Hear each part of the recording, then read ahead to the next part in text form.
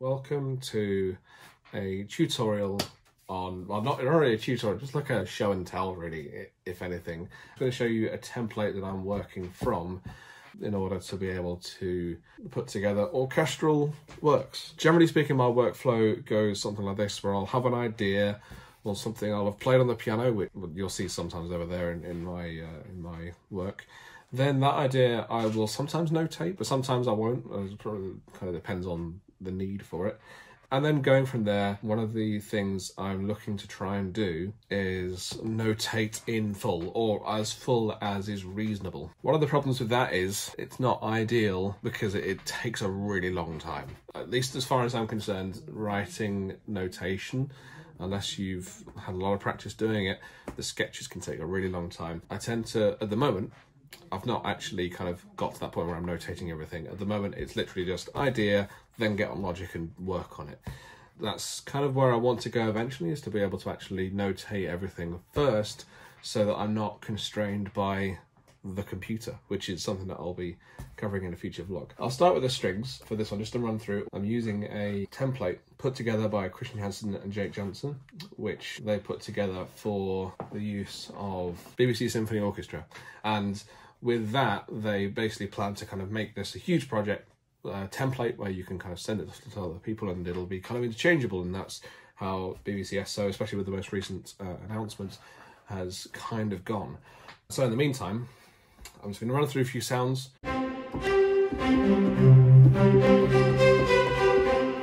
So this is the spiccato. If we just kind of dive into the contact program in here, you'll see that it's already loaded up the spiccato file with one mic, and that's it. I wouldn't mind doing more than one. You can do like 2 or 3, but obviously the more mics you introduce to something like this, the more resources you're using, and especially for a really big project. I'm more interested in showing the actual full extent of the music rather than the quality of the recording, if that makes sense. So basically with the intention of eventually, if it were ever to get that far, to have it re-recorded with a proper orchestra, and that would be the pinnacle. But yeah, good things come to those who wait and work.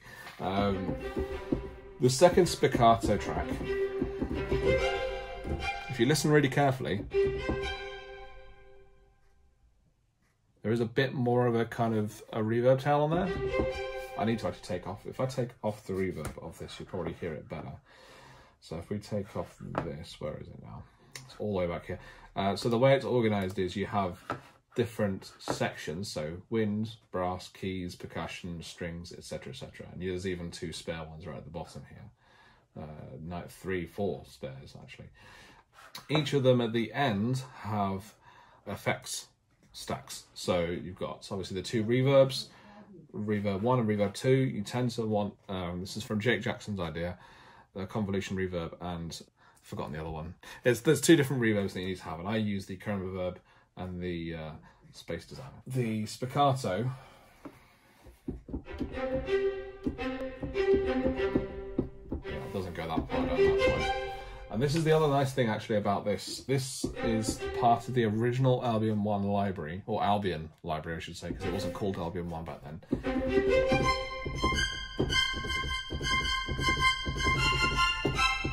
And it does sound that little bit out of tune, but that does actually give it that little more kind of realism about it. Because like if you listen to any kind of orchestra, they'll be in tune with each other, but they won't necessarily, if you just listen to my isolated, my natural kind of sense of pitch, it doesn't necessarily work as well. It's not as strong. This really is strong.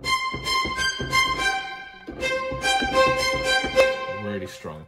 There is no reverb turned on here, and you can hear the difference. There's a bit of a lag as well. And then this one. Yeah. So there's loads there. But yeah, that's the kind of difference between the 2. So if we open the contact for this spiccato, you'll see it's an ostinatum spiccato. So it's basically specifically built for this kind of thing. I'm not going to go into that now. That's really complicated. I actually don't really use ostinatum that much. Again, I suppose if I was really kind of invested in the programming side of this, I probably would. because it does give a more realistic impression to those repeated ostinato patterns that you often find in film music. I think especially with the kind of music that I've done, if you look at my Rise album, it does have a few of those kind of things, but a lot of the repetitive patterns are long sustained notes, not necessarily short. I suppose the closest thing you got is like the that kind of thing, and so on. So those are all the ones. You have staccato. I don't necessarily want to kind of look straight into it, but some of the low notes I love. And this is the way I actually split it up. I split it up into cellos and basses because generally speaking, they follow the same lines. They're only an octave away from each other, even though obviously technically they're different instruments, but when you write for them, they tend to go kind of parallel with each other.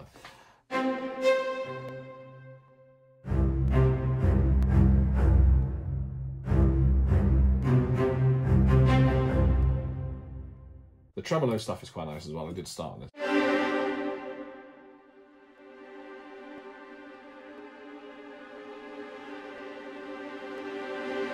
A bit of tension in the music with that kind of thing is very, very common. And the runs as well. I don't actually often use this. And to be fair, I haven't actually had a chance to use this specific template much in the last kind of half a year because I've been focused on other things. In terms of composition, from this point of view, not really been as much. I know the next big thing I want to do, I will be using this, guaranteed, because it's got all the stuff in it that I need. And the only thing that could throw a spanner in the works is buying a new massive library, which could happen. Yeah, thanks, Spitfire Audio. If you want to know more, there's a video linked above which will explain how this particular template was constructed. If you want to use it, you can download it from them. But I would thoroughly recommend it. It's a fantastic tool to use, especially if you already have the BBC SO plugin. It's really, really nice. The breadth of instruments you can use. I prefer working like this, but for certain projects, sometimes I prefer to just work with a completely blank slate and just kind of start adding instruments and doing it that way. The only problem I find with that is, organizationally, I spend just as much time then compiling a template that probably looks something like this, but not quite as detailed, and then I've wasted a lot of time when I could have just started with that. The argument the other way is, sometimes you start with this, and you're like, hey, I'll do this, this, and this, and this, and you realise you've actually kind of done exactly the same things as you did before when you put together your last compositions with this exact template. Sometimes the template actually becomes the stimulus for the work, which is why I don't want to use the computer as a stimulus for the work. I would always want to do it on a piano or in my head or something like that. That's how the Rise album came about. It was simply an orchestral idea that I knew I just never was going to do on a piano. Up till then, all of my compositions have been piano based. At that point, it was all about, how do I get this onto an orchestral sound and then release it? And that's how I did it in the end. I managed to get the album in one library. Yeah, that's a little rundown on how I use Logic and the template I use with it. It no doubt will change, but right now, that's how it goes. If you want to know more, make sure you subscribe and hit the bell to be notified of any other videos I put together. And if you like the video, make sure you hit like. And if you have any comments or suggestions or anything you think I could definitely improve on in this template, chuck them in the comments below, and I look forward to reading them. Yeah, thank you very much, and I'll see you next time.